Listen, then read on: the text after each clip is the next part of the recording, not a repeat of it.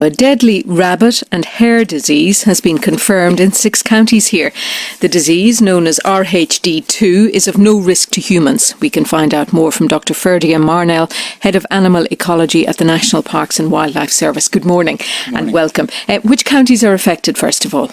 Well, this is a relatively new disease. It's only just been confirmed in Ireland, and already we have confirmations from Cork, Clare, Leitrim, Offaly, Wicklow and Wexford. Okay, and how many animals do we know at this point? We don't. We've tested only 12 animals, but in some cases that was an individual animal taken from a large population that had clearly been killed. Okay, so what is this disease? Well, it's a haemorrhagic disease, which means that the animals die from internal bleeding. It's not very pleasant to look at. Certainly not much to talk about at breakfast time, I'm afraid. But it's a virus that has only emerged quite recently in France, and it turned up in pet rabbits a couple of years ago. And now, of most concern to us in the National Parks and Wildlife Service, it's been found in the wild, so both in wild rabbits and particularly in the wild hare, which is unique to Ireland. Okay, so at this stage, as you say, it's very early. Do you have any idea how it got here? We don't. We've been talking to colleagues in the UK, and there's some suggestions that it arrived into the UK a few years before us, possibly in the pet rabbit trade, which apparently is quite extensive. But that's not to say that's the same way it came here. It can be passed on soil, on nets and boxes. It can be passed on shoes and clothing. So the virus itself is actually very resilient and is very easily transferable. Okay, and it's of no risk to humans, to be clear about that. Is it contagious to other animals?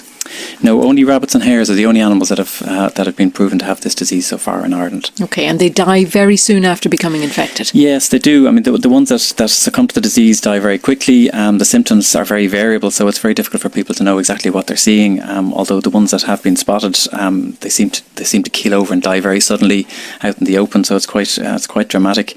Unusually, at this particular version of the disease, some animals survive, and that in some ways gives us more concerns, because then you may have animals carrying the disease that don't apparently have any symptoms. And that is one of the reasons, I suppose, that we've taken the step of not issuing the coursing licence, for example, this year, because the risk associated with bringing hares together from various areas and keeping them in a park was considered to be too high a risk to take, and particularly given that some of those animals could actually be carrying the disease unawares to the coursers. Okay, so that informed that decision. So how do you anticipate managing this outbreak? Yeah, so we've put biosecurity measures in place where the disease has been confirmed on state land. So we have one particular site in Scattery Island, which is an OPW historic site, and there's biosecurity now in place there by the OPW. And on our own sites in the National Parks and Wildlife Service, where the disease has been confirmed, biosecurity is also in place. That's foot baths with a disinfectant, effectively like the foot and mouth type things that we saw many years ago.